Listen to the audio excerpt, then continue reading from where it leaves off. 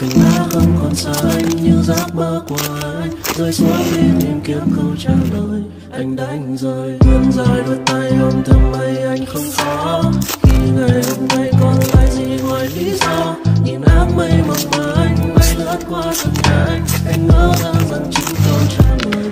Anh đánh rơi là bởi vì anh, bởi vì anh, bởi vì anh. What's in my bag?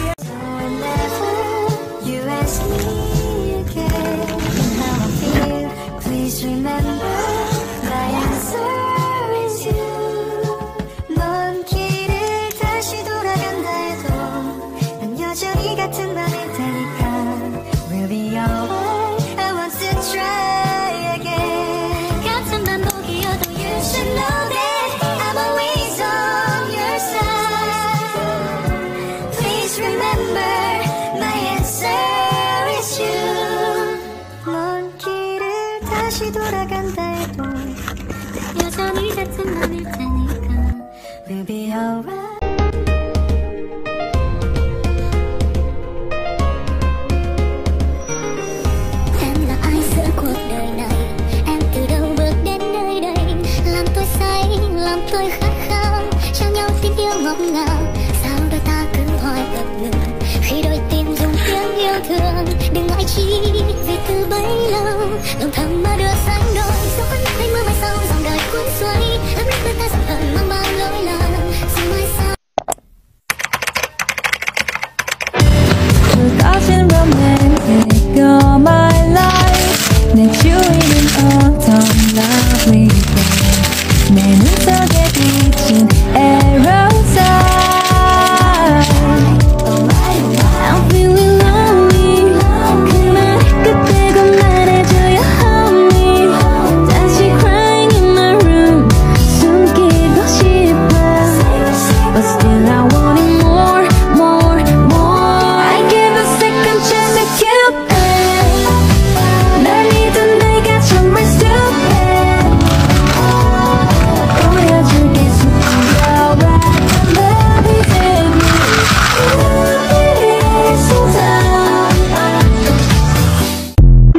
지금보다 조금 더 아파했으면 해.